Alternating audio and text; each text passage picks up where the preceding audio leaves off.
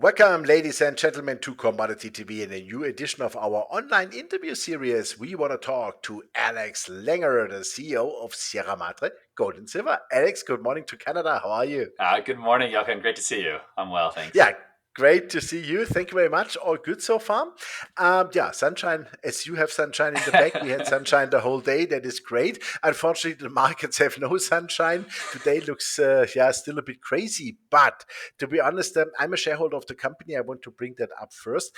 And I must say, the sunshine looks to me like the sun is shining on your company because you brought out that news with an update, on your work, on your development of your upcoming mine restart study. And so what's going on? It looks like that you are maybe faster in production than we all thought. Well, yeah, things have gone really well, Jochen, and thank you again. So, just as a quick reminder and a recap, we did acquire the fully permitted, past producing La Guitarra silver and gold mine from First Majestic. We actually closed that transaction in May of 2023, so just under a year ago, and we've been busy pushing it forward. So we came out with an updated NI 43-101 resource report. That was at the end of 2023, which was great. In essence, we almost tripled the amount of contained minerals in all categories, which is good. But now we're really pushing towards the restart. So the update we provided earlier this week, or last week, I should say, was all about what activities are happening at the mine. So what we've done a really large, in-depth, program at understanding the condition of the mill, of the underground facilities, of the mining equipment, everything we need to potentially have a restart of the mine. And it's gone really well. Nothing, was egregious. First Majestic had done just an amazing job in terms of the care and maintenance program, whether it was water treatment or permitting or community relations, and also the equipment. The mill itself and the mine ran at least once a month. So the power, the infrastructure, everything we need is there. So what we've done now is kind of gone through the full costing study as we're doing this mine restart plan, as you mentioned. So as we looking at various areas that we would be producing from, we're actually cleaning out those areas so they're ready to go for a possible production scenario. In terms of the equipment itself, we've sandblasted, we've done some re-steel plating on some of the flotation cells and things like that. So in essence, nothing has come as a surprise to us. The expected costs are there. The intended budget that we always had of approximately $6 million US for a restart is all within line. So that's kind of the news we wanted to provide to the market, which was great. There's been no uncomfortable hiccups. Everything has gone really, really smoothly. So we're really thrilled with that. Yeah, so no extra financing needed, because I think that's also important these days. Yeah, so it'll just be the 6 million that we'll need to come up with in terms of the mine restart, and that's going really, really well. So we've been running a process for the last number of months of various groups, and that's going together quite good. So that'll really, in my opinion, be one of the next major catalysts, is having that full capex financing complete, with the expectation of a restart if all goes well, and we do make that decision in the near term. So near term could mean that this year you might be in Yeah, production so we already? kind of got into the market, Q1 of 2025. So that's still less than a year Yeah, away in terms of commercial exactly. production, but hmm things are going really well. So there is a scenario that if capital is available to us and nothing comes out of the woodwork, again, we are fully permitted, so there's no risk hmm there, that there could be an opportunity to actually restart production sooner than we got Okay, it. so but I'm asking because I saw that you got the explosives permit Yeah. also already, and I think this is something really important and also sometimes difficult to get. But once you have it, then it's like running by itself, right? Exactly. Because So you have to renew every year, right? it's a permit you need to renew every year. We had to redo some of the magazine storage facility and just modernizing the facility. Like, this mine was shut down in 2018. So now you had to have cameras installed in your magazine. So we were able to build out a room underground. It's in amazing shape. It has cameras, and we have sign off. We just received that, the full magazine, the explosive permit, which isn't an easy one to get, but we have it, and that's renewed on an annual basis. So you're absolutely correct. And you need that to start production. Okay, super. So let's, for 1 second, let's stay hypothetically. I know it's a forward-looking statement for the Yeah. regulators, but we want to speculate a little Sure. bit, Okay. because that's important to do some calculations, I would call it. You will start with 350 tons a day. Yeah. Um, what production would that mean per annum, assuming things go normal and fine? Yeah. So historically, in the mine, it's actually the nameplate capacity is about 500 tons per day. Hmm. And at 500 tons per day, this miner is producing about a million up to a million and a half ounces per year. So at the Silver. three silver, sorry, that's a Yeah. yeah. So not equivalent silver No, it is only equivalent. or Sorry, that is equivalent. equivalent. Hmm. That is equivalent. Yeah. Hmm. So at 350 tons per day, obviously, it's going to be a little bit less than that. Now we Hmm. are only going to run 350 tons per day for the first couple months. So we do want to get up to 500 tons per day very, very quickly. So within about 3 months, we expect to be at nameplate capacity once production starts. Now, Hmm. again, with the resource that came out last year, it is very, very large. We're close to 50 million ounces in all categories. That would be theoretically a very, very long mine life at 500 tons per day. So one thing we are Yeah. doing is, and that's also with the mine research study, is looking to double capacity pretty quickly. So To at 1,000, 1,000 tons then. exactly. Mhm. We feel it could even grow beyond that, but again, we want to walk before we run. That's how we're going to start at a lower throughput. So 350 tons per day, 500 tons per day, and then eventually 1,000 tons per day and beyond. I think 13 to 1,500 is probably the maximum eventually for this size of operation. But if you look what Mhm. First Majestic was producing, a million and a half at 500 tons. Now you double that, you can even increase it. You're getting to a pretty interesting threshold, 3 to 4 million ounces, best case scenario, which starts to become quite exciting for various Mhm. groups. Just roughly about what costs are we talking? Let's say when you do 500 tons a day and then 1,000. Yeah. Just, I know hypothetically still, yeah, but just give us an orientation because we know a lot of silver producers are really, yeah, stumbling a bit. They are more in the $20 side. Some are at 22, 23. So just break even. So how would that be with you? Yeah, historically the mine was, anywhere from 13, 14, all in sustaining costs, maybe up to Hmm. 15-ish was probably the approximate. And that was only 5 years ago. Now we're going through the costing study now that'll come out with the mine restart plan. But, for instance, energy costs, that's diesel is actually less than it was then. For us, reagent costs are definitely higher. That's the Hmm. material that we'll be using for flotation cells.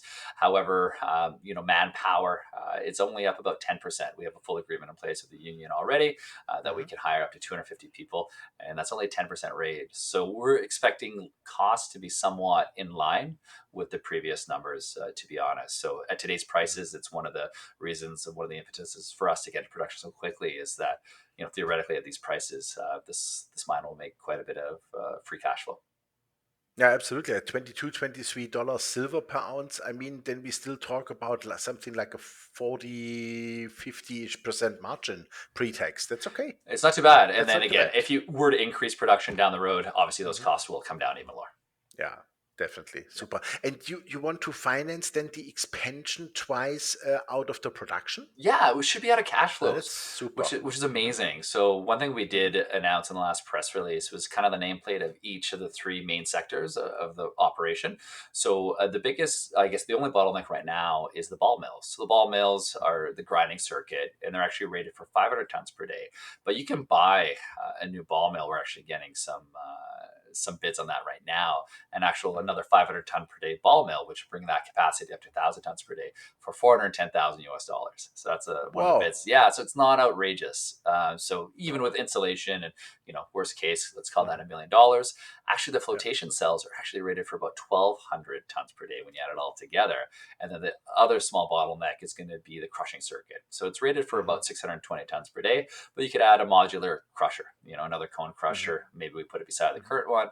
We could put it underground. So for pretty low capex, we're thinking, Hmm. kind of in the 2 million US range, we could go from 500 to 1,000 tons per day again over the next few years. That cost obviously isn't prohibitive by any means, but it still is quite a Hmm. bit of ore. So again, you need to work through your mine plan and understand your underground development before you would jump from Hmm. 500 to 1,000 tons per day. But in terms of the capex to bring that up, it's pretty low, around 2 million US. Hmm. Okay, super. So with the resource you have so far, say you have at least like 15 years plus mine life. Oh yeah, quite a I bit think right now. so. Obviously, you'd have Yeah. to move that into various categories, which Yeah, we would do down absolutely. the road. Usually, like in terms of reserves, you might have Mm. 2 up to 4 years. You wouldn't want much beyond that, and we'll probably be in Mm. the same position. We'll see how it goes in terms of the mine restart plan. If we bring those into reserves, we'll Mm. figure that out down the road. But Mm. yeah, it's a lot of material there, and Yeah. that doesn't include an exploration process. So that E- current resources exactly. are. are just out of the La Yeah. Guitarra Colosso sections of the mine. It doesn't include any eastern portion, which used to be the largest, highest grade producer of silver in the 1700s in Mexico. All those mines shut down in about the 1900s, really because it got too deep and everything flooded, but nothing's happened since then. So it's also a fully permitted area. We have an area that's already available to us to start mining from if we wanted to. But what we do want to use is cash flows out of this out of the mine to go explore the area.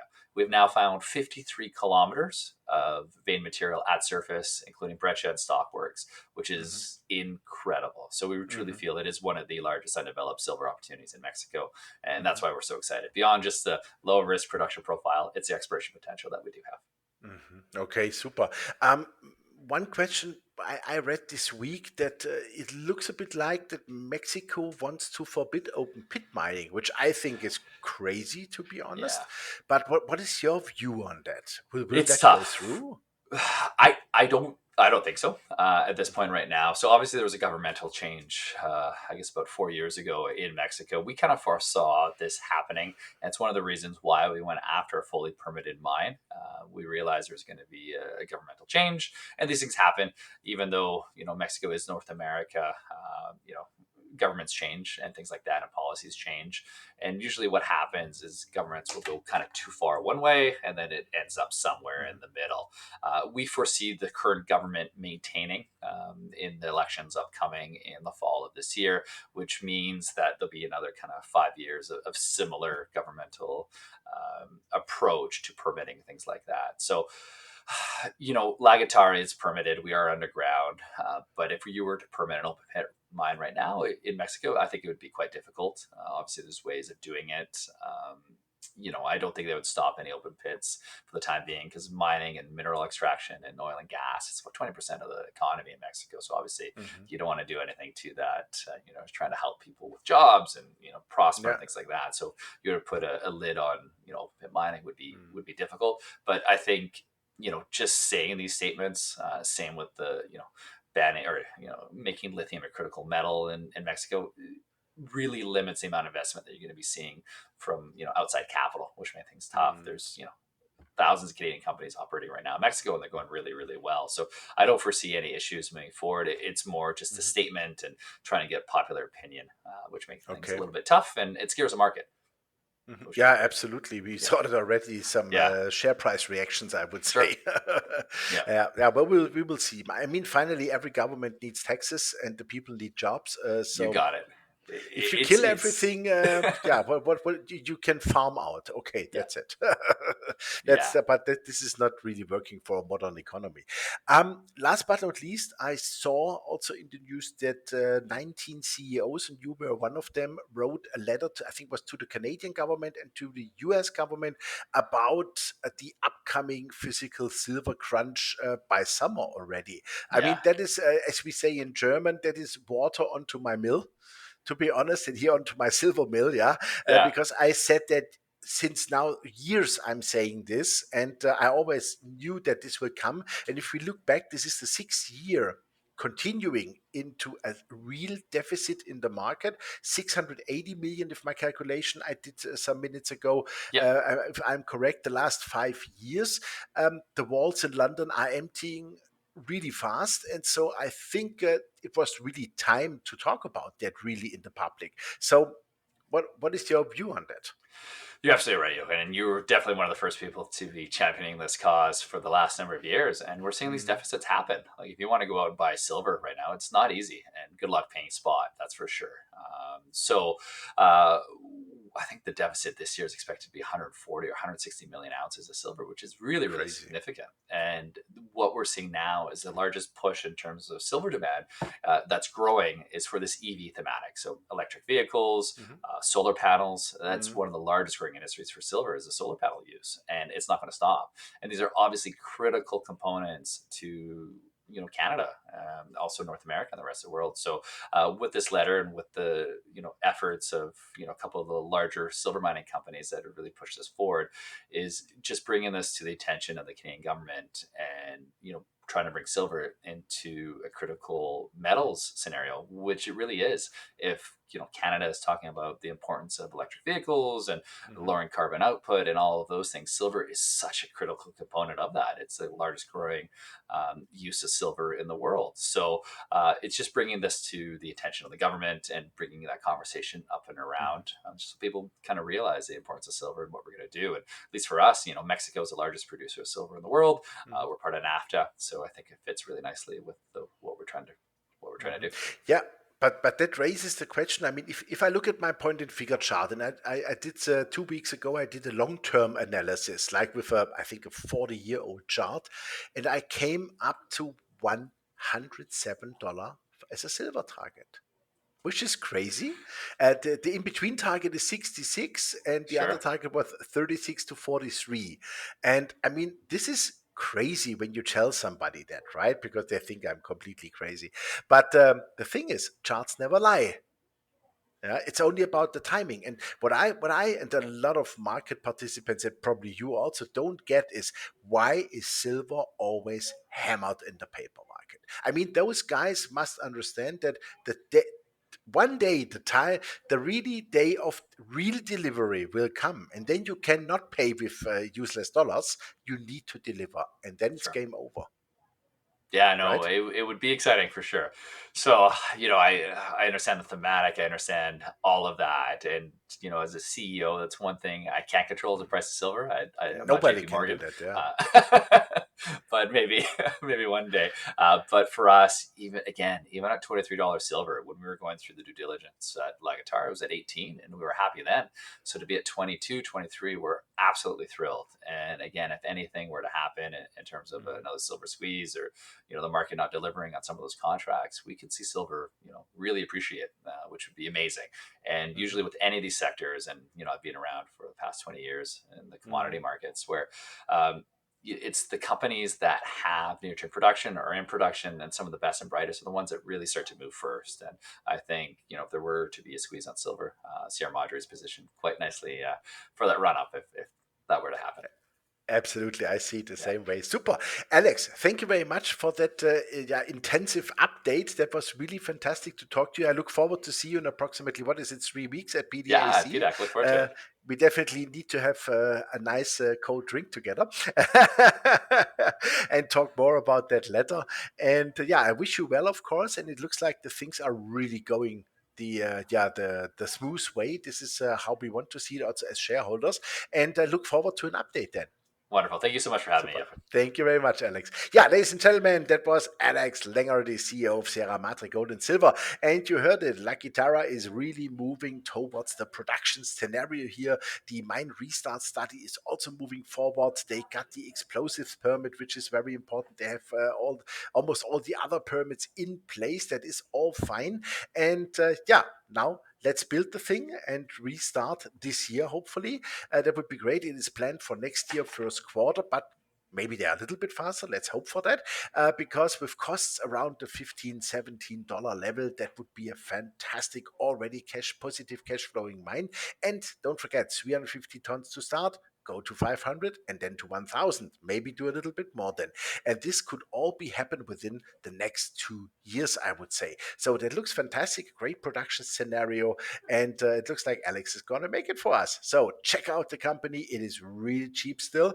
Thanks for watching us, and bye bye from Switzerland.